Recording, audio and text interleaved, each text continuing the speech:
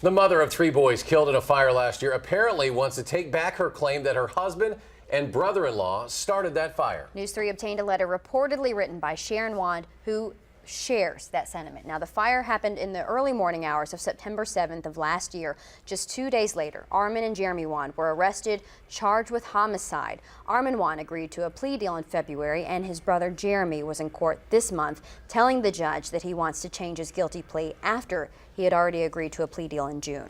Continuing our coverage, News 3's Jessica Arp has more on that letter claimed to have been written by Sharon Wand. Jess?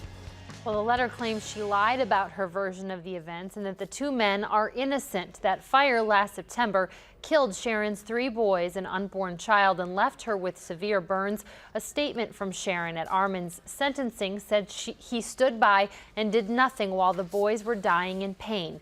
Now, in a letter sent to the Monroe Times and shared with WISC TV, she says Armin was asleep and Jeremy wasn't there. Sharon's alleged letter says in part, "I was hurt and upset. I was looking for somebody to blame like everybody was." She goes on to say, "I'm trying to do the right thing. You have innocent people in custody. I know the truth about that night. I was there."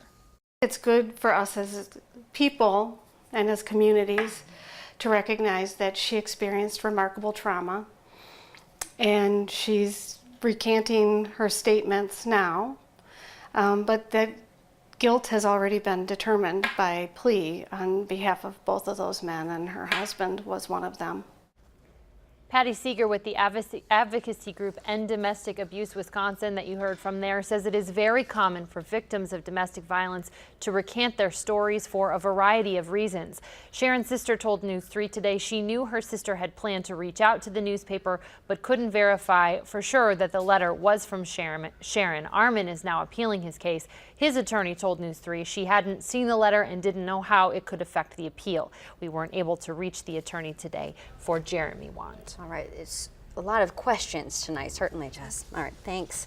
News 3 also reached out to the person who works with Sharon Wand at the Department of Justice. A spokeswoman said the department had no comment on the letter or whether it was indeed written by Sharon.